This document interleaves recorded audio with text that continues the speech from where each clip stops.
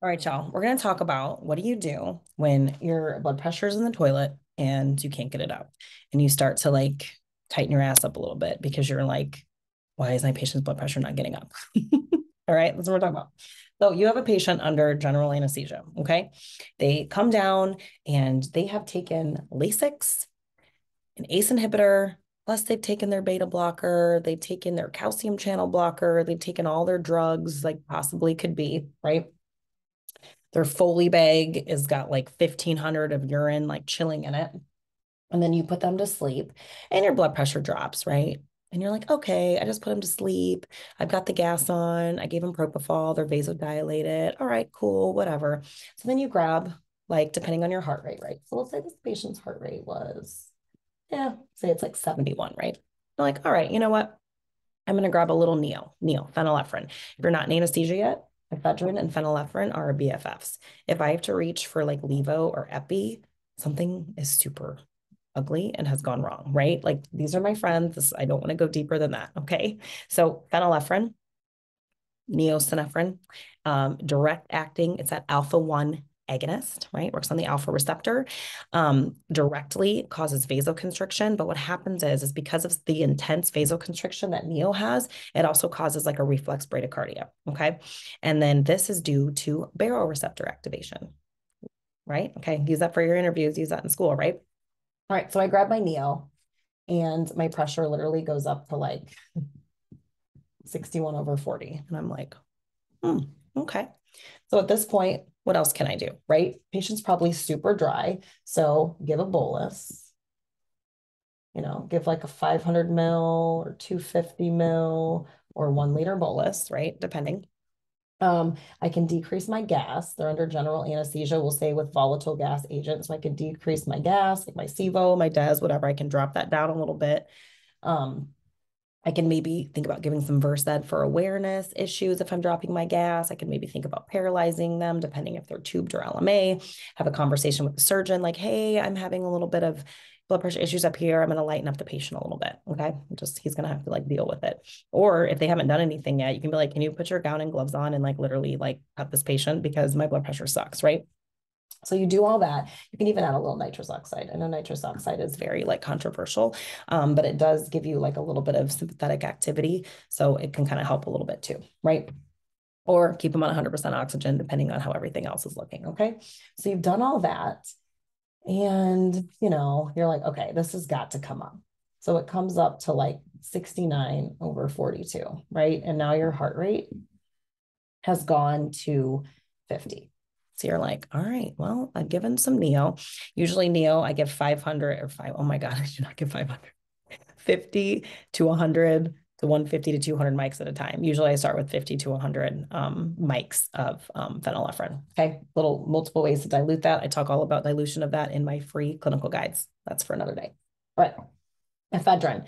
So ephedrine is a direct and an indirect acting vasopressor, right? It binds to both alpha and beta receptors, and it also helps like displace norepi from the vesicle. So it kind of like knocks it out. Like that's where the indirect is. It like displaces it. So there's more norepi available, and it's going to increase your heart rate along with your blood pressure. So it's going to be like a double trouble here. All right.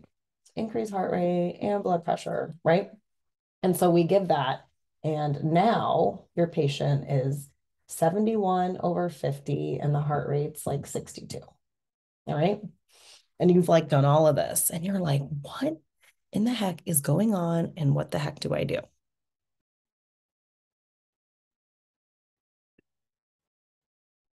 Zoom was being crazy. Okay.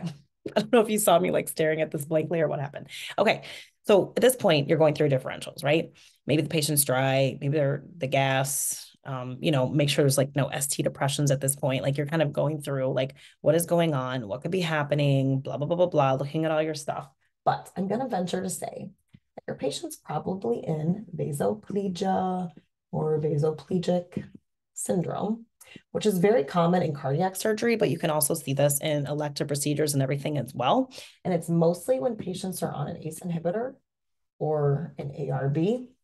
And essentially, it's refractory hypotension, right? It's refractory. It's not nothing you're doing is working. Dropping the gas, giving some fluids, giving ephedrine, giving neo, nothing is freaking working. Okay. So why is that? All right. I ask you, how do we maintain our blood pressure?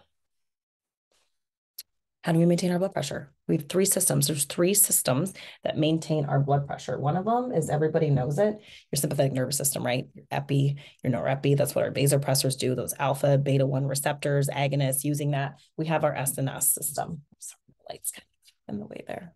Oh, that's better. So we have our sympathetic nervous system. The other one we have is the RAS system, running the renin angiotensin system, right? All of that good stuff. We have that system, right? And the third system we have is the vasopressinergic system. All right. We have that one as well. Okay. So what happens when we are under general anesthesia? What does anesthesia do? It depresses, right? Depresses everything. Hypothalamus, heart, lungs, breathing, brainstem, right? It depresses everything. So what happens when you're under GA? This is depressed. So now we've kind of like lost some of our SNS because we've like depressed it, because we want our patient to be relaxed and more like parasympathetic based, right? We want to like, that's our job, is to decrease the sympathetic response, right? Keep their heart, keep everything happy and good while they're under anesthesia. So when they're under GA, we're relying more on these systems, okay? So what happens, we said our patient that are on ACEs and ARBs, what are we doing? We've now kicked out that system, right? Especially they've been on them chronically. They took them that day, right? We have now completely blocked this with our patient's ACE inhibitors and our ARBs, right? So what's left? This one. So what do you think you would grab if you wanted to fix the situation that was on my head before I wiped the board clean? What do you think you would fix that? Vasopressin. Yes, vasopressin, right? So that is the fix. If you're suspecting vasoplegic syndrome is going on, is giving vasopressins. I usually dilate it down. You'll get the little bottle. I dilate it down in a bag, depending on what I have, to 2 units to 4 units per cc. Right? And less is more. You can always give more. You can never take back. So start with literally just 2 to 4 units, and that should hopefully fix your issue, right? I remember vasopressin has causes like the V1. The V1 receptor is gonna give you vasoconstriction. The V2 receptor is gonna help with water reabsorption, because it's similar to ADH, right? It's similar to like vasopressin, ADH, like same thing. So you're going to increase that water reabsorption, and you're going to, the V1 receptor is going to help you vasoconstrict, right? And we can activate this system since we've kind of knocked these out, which is why you're having the issue. Another one, a little bonus trick for you guys, methylene blue. If you're really up a creek without a paddle, methylene blue can also be used to treat vasoplegic syndrome. How? It decreases CGMP and it decreases smooth muscle relaxation. Okay. And we can go on and on about CGMP. I do it in my interview bundle. We'll talk about that another day, but just keep that in your back pocket. That methylene blue would be like, if this isn't fixing it, try methylene blue, or at that point, maybe something else is going on and we need to start reaching for the big guns like Lipofed and stuff like that. Stop the case, turn the stuff off, right? Go down that avenue. But for the most part, vasoplegic syndrome, this should work. Okay.